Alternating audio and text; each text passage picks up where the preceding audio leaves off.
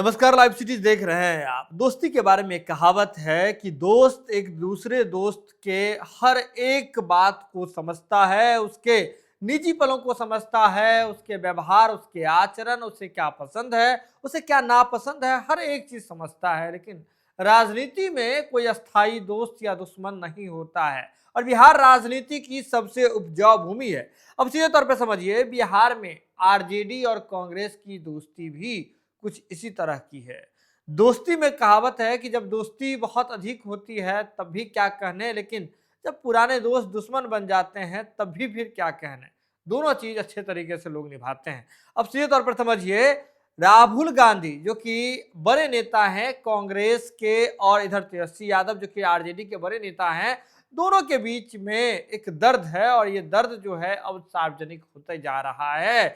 बिहार के राजनीतिक पटल पर यह दर्द जो है सबको नजर आने लगा है। दर्द के सामने से कोहरा हटने लगा है। कौन सा दर्द है, इसकी हम चर्चा करेंगे।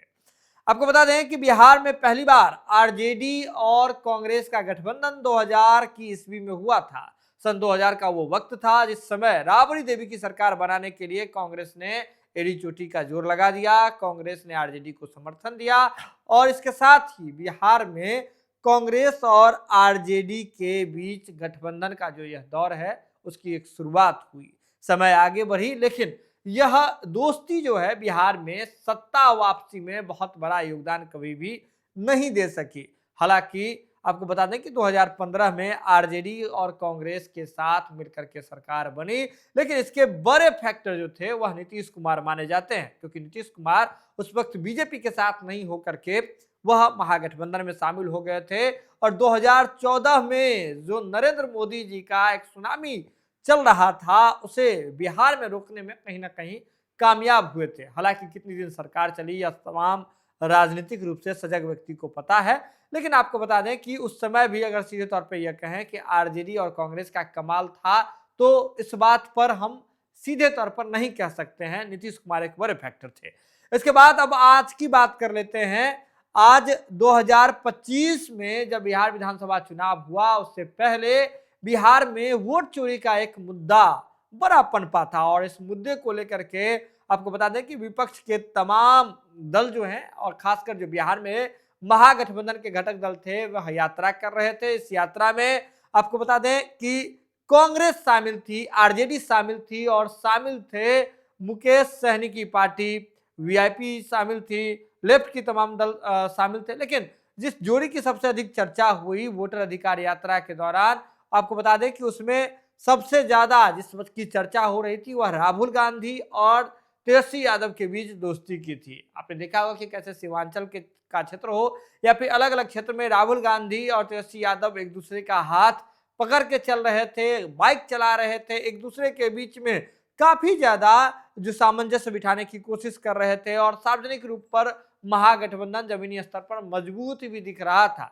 लेकिन आपको बता दें कि भीतर खाने में यह चर्चा चलने लगी कि इससे कांग्रेस की वापसी बिहार में हो गई, कांग्रेस को एक संजीवनी मिल गया वोटर अधिकार यात्रा से, और राजनीतिक गलियारों में इस बात की भी चर्चा चलने लगी कि इससे तेजस्वी यादव खुद को और खुद के कद को छोटा मानना है। इसके बाद हमने देखा कि कैसे तेजस्वी यादव बिहार अधिकार यात्रा पर निकल जाते हैं, जिसमें कांग्रेस को साथ नहीं लेते हैं, किसी भी गठबंधन के घटक दल को साथ नहीं लेते हैं।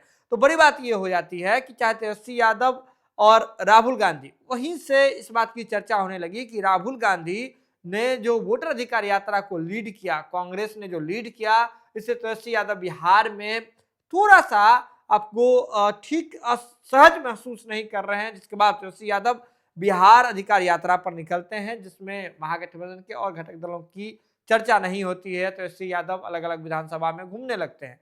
हालांकि इसके बाद हमने यह भी देखा कि कैसे तेजस्वी यादव बार बार चाह रहे थे कि उन्हें सीएम का फेस जो है वह घोषित करके चुनाव में उतरा जाए। मुकेश सहनी चाह रहे थे डिप्टी सीएम का फेस घोषित करके उन्हें चुनाव में उतरा जाए। लेकिन हमने देखा कि कई बैठकें हुई, कई मीटिंग्स हुई, चाहे राहुल गांधी से भी वोटर अधिकार यात्रा के दौरान सवाल किया गया था, लेकिन राहुल गांधी इस बात से कन्नी काटते हुए दिखे थे कि कोई सीएम का फेस लेकर के चुनाव में उतरा जाए। लेकिन इसके बाद हमने देखा कि अंत में जब महागठबंधन का, आपको बता दें कि एक साझा प्रेस कॉन्फ्रेंस तो नहीं हुआ, लेकिन सीएम और डिप्टी सीएम का जो फेस है वह घोषित किया गया, जिस दौरान मुकेश सहनी को डिप्टी सीएम और तेजस्वी यादव को सीएम का फेस बताया गया था। लेकिन हमने देखा कि यह सब कुछ लोगों के बीच रखने के लिए था, क्योंकि फ्रेंडली फाइट वाला एक कंसेप्ट आ गया था बीच में। आरजेडी कांग्रेस के सीट पर कांग्रेस, आरजेडी के सीट पर वीआईपी के सीट पर आरजेडी, तो महागठबंधन में एक दूसरे के सीट पर ही ये तमाम प्रत्याशी को उतारने की बात शुरू हुई थी। और इन तमाम चीजों से एनडीए, आपको बता दें, एनडीए बसती रही और एनडीए ने सहजता से चुनाव लड़ा। और एनडीए का परिणाम क्या हुआ, चुनाव का क्या परिणाम हुआ, महागठबंधन को कितनी सीटें आई, एनडीए को कितनी सीटें आई, ये तमाम चीज हम लोगों ने देखा। तो कहीं ना कहीं यह राजनीतिक गलियारों में इस बात की चर्चा चल रही है कि तेजस्वी यादव को जो सीएम का फेस नहीं घोषित किया जा रहा था, उसमें देरी किया जा रहा था, तो यह एक बड़ा फैक्टर तेजस्वी यादव के मन में था कि कांग्रेस उन्हें सीएम के फेस के रूप में आगे नहीं बढ़ाना चाहती है।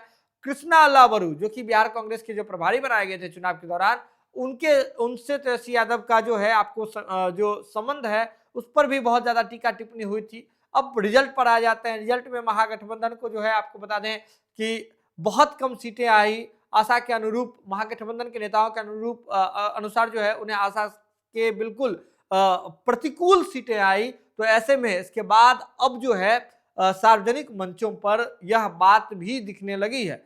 जो दर्द जो था, जो पहले एक सामंजस्य में कमी नजर आ रहा था चुनाव से पहले, वही रंग, वही दर्द जो है अब सड़क पर भी दिखने लगा है, आपको बयानों में भी दिखने लगा है। चाहे अगर आप देख लें, मीटिंग्स की बात कर लें, तो तेजस्वी यादव को नेता प्रतिपक्ष बनाने वाला जो मीटिंग था, उस दौरान भी कांग्रेस के कई विधायक उपस्थित नहीं थे। इतना इंपॉर्टेंट दिन था जिस दौरान विपक्ष का नेता प्रतिपक्ष बनाया जाना है, लेकिन इस दौरान भी कांग्रेस के कई ऐसे विधायक हैं जो उपस्थित नहीं हो पाए थे। इसके बाद बयानों की बात करें, चाहे कांग्रेस की ओर से पप्पू यादव हो, अब तो छोड़ दीजिए पप्पू यादव जी को, अब सीधे कांग्रेस के जो प्रदेश अध्यक्ष हैं बिहार के, राजेश राम, उन्होंने स्पष्ट रूप से कह दिया कि महागठबंधन सिर्फ चुनावी गठबंधन था और आपको जैसे ही चुनाव खत्म हुआ है तो अब कांग्रेस पार्टी जो है अपने बलबूते पार्टी को खड़ा करने पर ध्यान देगी। उनका और किसी दल से कोई संबंध नहीं है, संगठन का गठबंधन नहीं है, चुनाव के लिए गठबंधन बना था। यही अगर बात वीआईपी पार्टी करें तो वीआईपी पार्टी ने भी जो समीक्षा बैठक आयोजित की थी अपने प्रत्याशियों के साथ, तो प्रत्याशियों ने भी कह दिया कि भीतर खाने में चर्चा हुई है मुकेश सहनी जी से कि हम लोगों ने शिकायत भी किया है कि किस तरह से चुनाव के दौरान परिस्थिति महागठबंधन के घटक दलों के बीच में ही सहज नहीं थी, एक दूसरे के वोटर के खिलाफ थे, प्रत्याशी के खिलाफ हो गए थे, जिससे वोट डिवाइड हो गया। और उन्होंने भी स्पष्ट रूप से कह दिया था कि महागठबंधन जो है वह सिर्फ चुनावी था, अब चुनाव जब खत्म हो गया तो महागठबंधन का काम खत्म हो गया। अब इसके बाद वीआईपी पार्टी के जो प्रवक्ता हैं उन्होंने भी कह दिया था। तो सीधे तौर पर समझिए, जो आपस में जो संबंध देखे ना, वह बहुत सहज नहीं था चुनाव से पहले हो, यह वोटर अधिकार यात्रा के दौरान दिखता है, बिहार अधिकार यात्रा के दौरान दिखता है।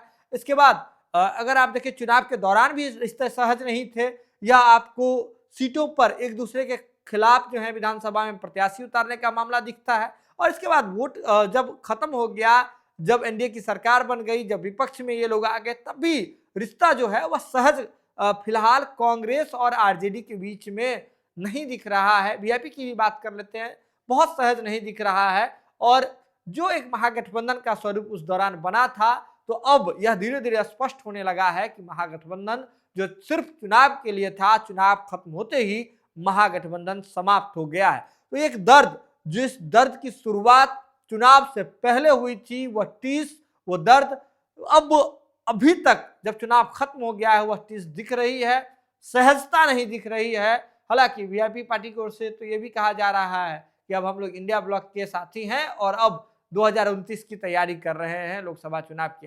बहरहाल लोकसभा चुनाव में बहुत देर है, लेकिन विधानसभा चुनाव खत्म होते ही यह दर्द फिर से महागठबंधन के घटक दलों के बीच का जो आपसी सामंजस्य है उसमें कमी दिखने लगी है, सार्वजनिक रूप से दिखने लगी है, और इसकी चर्चा राजनीतिक गलियारों में बहुत तेज हो गई है। यह खबर आप लाइव सिटीज के यूट्यूब पर देख रहे थे तो आप सब्सक्राइब कर लें, फेसबुक पर देख रहे थे तो फॉलो कर लें। जुड़े रहें लाइव सिटीज के साथ। लाइव सिटीज पर खबरों का सिलसिला लगातार जारी है।